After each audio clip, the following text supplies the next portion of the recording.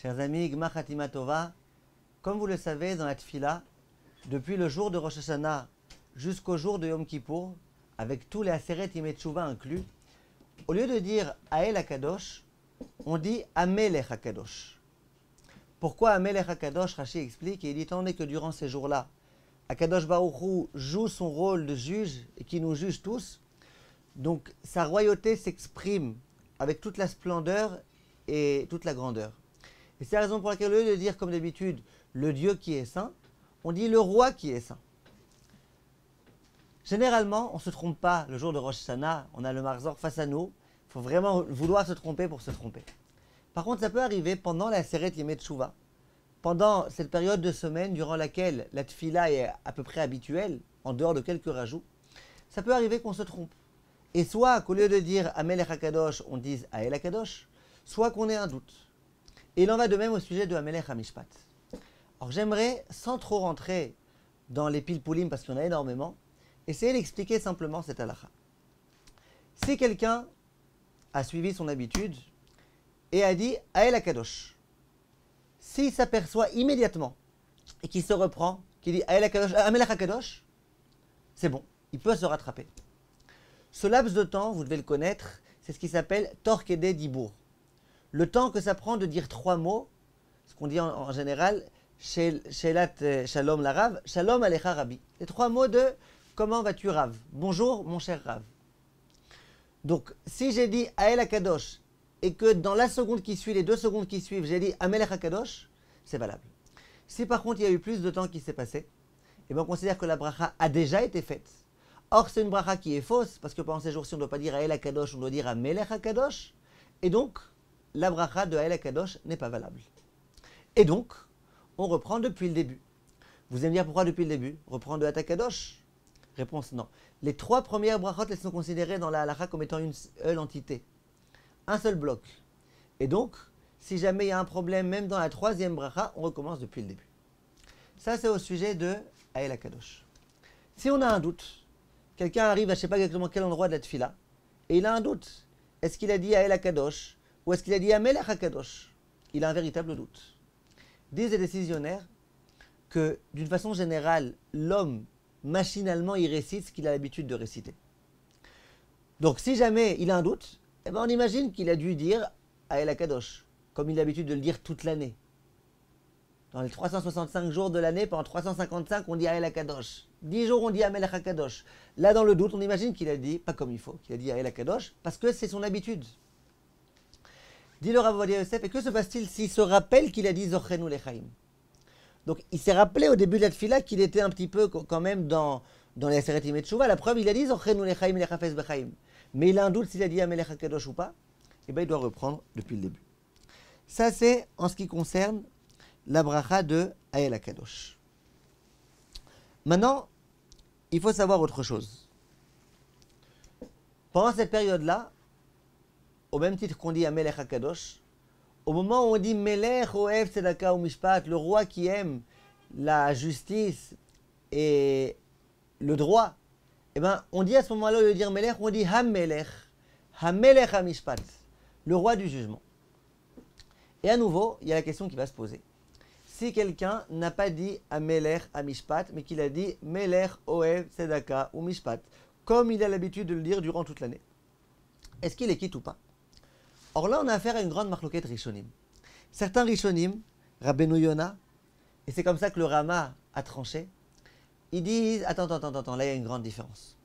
Il y a une grande différence entre le cas où j'ai pas dit Amelech HaMishpat, mais où j'ai dit à la place à El HaKadosh, j'ai pas dit Amelech HaKadosh, mais où j'ai dit à El HaKadosh, et le cas où j'ai pas dit Amelech HaMishpat, mais j'ai dit Melech Ohev Tzedaka u'Mishpat. C'est quoi la différence? Dans Ael HaKadosh, si j'ai pas dit Amelech HaKadosh, eh ben le mot Melech, il figure pas. Il faut bien insister pendant cette période-là sur le fait qu'Akadosh Baruch Hu, c'est le roi. Tout Rosh Hashanah, qu'est-ce qu'on a fait? On a couronné Akadosh Baruch Hu. Donc il ne faut pas oublier qu'Hachem, c'est le roi.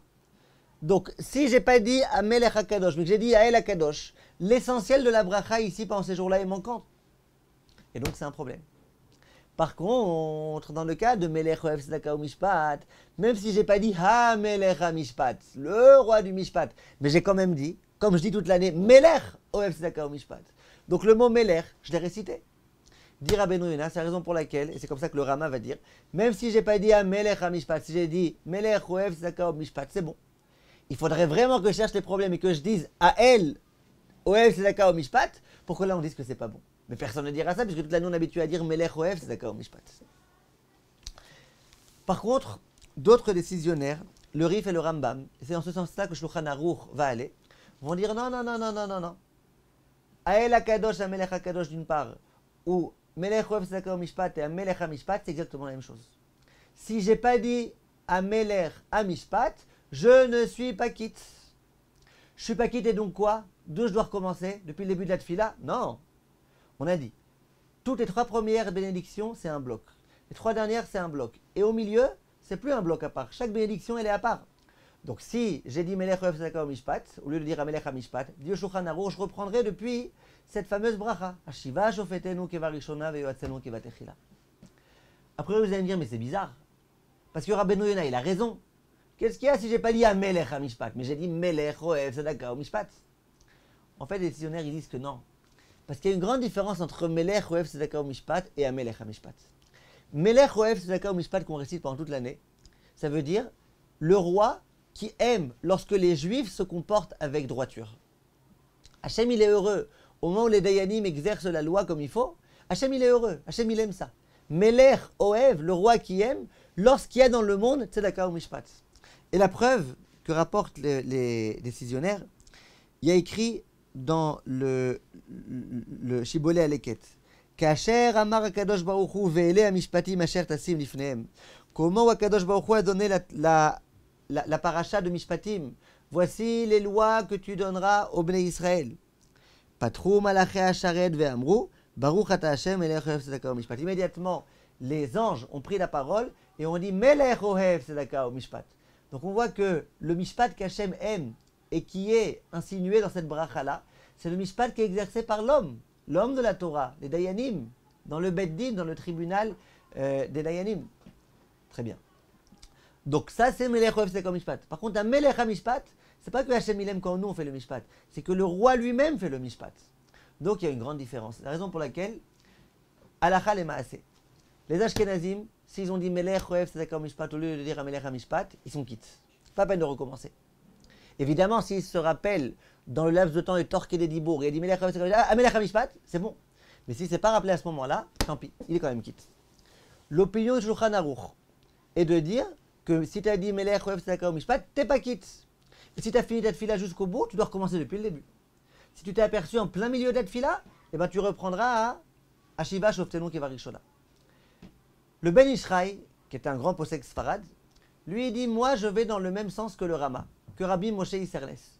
Et moi je dis que quoi? Comme les Ashkenazim, que Melech Oev Tzedaka Mishpat, c'est pas grave si tu l'as pas dit a posteriori. Pourquoi? Parce que tu as quand même mentionné le mot Melech. Et il dit, et pourquoi je dis ça? Parce que ça fait que brachot lehakel. On ne va pas rajouter des brachot en plus. Imagine que la vérité, elle est avec Rabbeinu Yonah, avec le Rama. Eh bien, t'es quitte. Pourquoi tu veux rajouter des brachot en plus? Sur ça, le Rav Ovadia n'est pas d'accord. Il dit, c'est pas vrai ce que tu dis, Ben Ishraï. C'est pas vrai. Pourquoi c'est pas vrai? Parce que si jamais il s'avère que t'es pas quitte, toutes les brachot que tu vas continuer à faire maintenant, elles seront en vain. Et puis il s'allonge, le Rav Ovadia, pour essayer d'expliquer et de dire au Ben Ishraï pourquoi il n'est pas d'accord.